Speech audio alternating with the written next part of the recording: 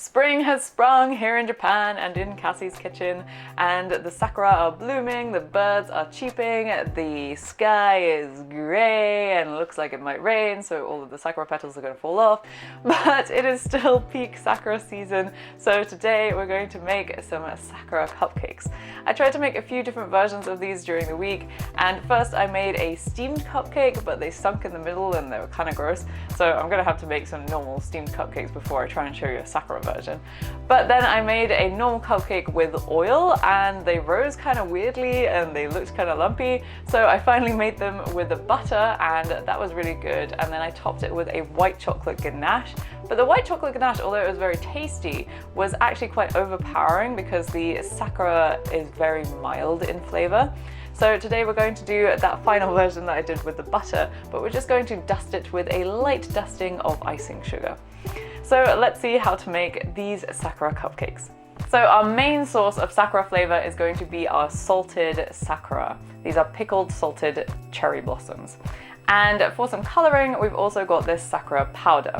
In my previous video, I did say that there was a website that could sell both of these worldwide. However, I got in touch with them and they have not responded to me. So I'm a little bit worried about whether that website is actually live. But just in case, I did do a deep dive on Amazon and I did find these on Amazon UK and US. So I've put a link to those in the description below.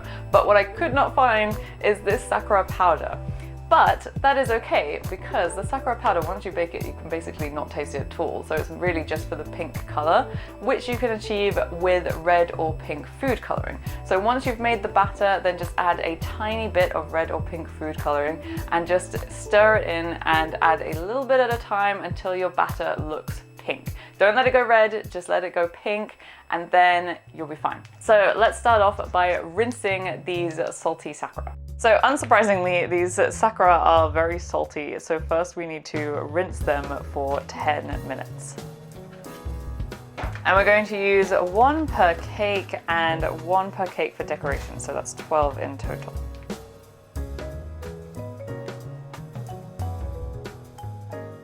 Then we're going to drain and dry them on paper towels. Look at all that salt. Then we'll leave 6 of the prettiest ones to keep on drying whilst we're baking for decoration, and we'll chop up the other 6. Which sounds really harsh because we're only chopping up the ugly ones. Sorry, you ugly, you getting chopped up.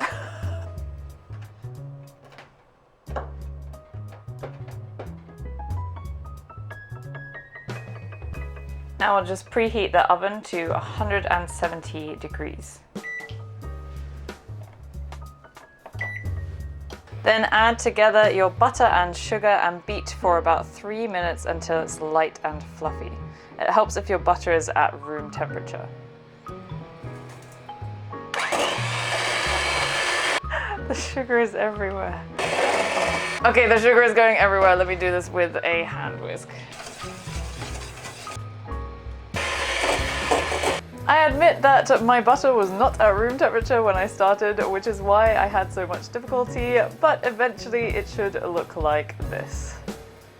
Then we're going to add our egg and beat it in.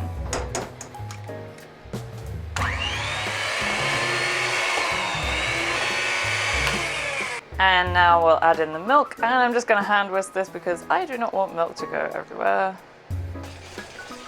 And now we're going to sift in half of our dry ingredients. So half of the flour, and just put in all of the baking powder and all of my sakura powder.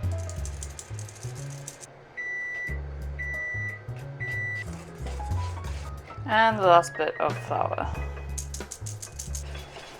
We always want to add the flour right at the end when you're making cookies or cakes, because then you'll get a nice soft cake. If you add the flour in too early and you're mixing it for too long, then you'll get a lot more gluten formation, and then so you'll have a tough cake.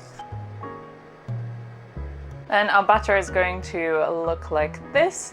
This is where you can finally add that red food coloring, and just add it a little bit at a time until it gets to a nice pink color. And now we're finally going to fold in our chopped sakura flowers.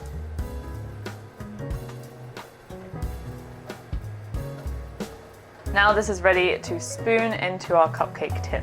I wanted to get some cute white cupcake cases, but all they had was these in the supermarket, so I guess that's what I'm using.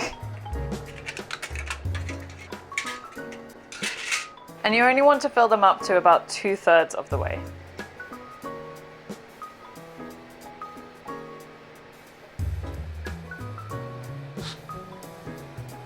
Then pop those onto a baking tray and into the oven for 20 minutes.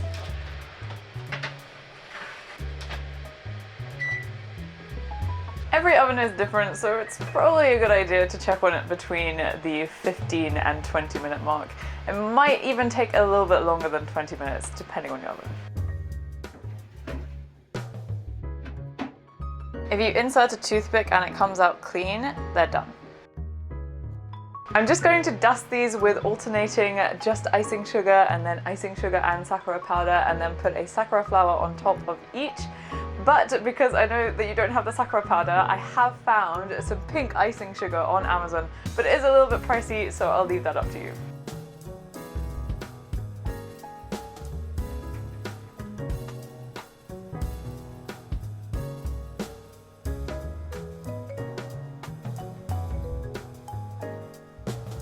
So I've made quite a nice mess here. There's icing all over my table. But let's see how this tastes. So I cut this open so you could see how pink it is inside. I'm just going to take off the top. Oh. So it's this kind of really light pink, and so the icing is also very light pink. And yeah, the flour is really, oh no! Yeah, and the flour is really just for show. I mean, the flour is very salty. I kind of like that extra texture and salt on it, but my boyfriend definitely doesn't, so the decorative flour is optional, but let's try it. This is really good. This is one of my favorite cakes that I've made since I've moved to Japan. It's lightly salty, it's nice and floral, there's that sakura taste to it, and it looks so pretty too. But that's it for today, so I'll see you next Sunday.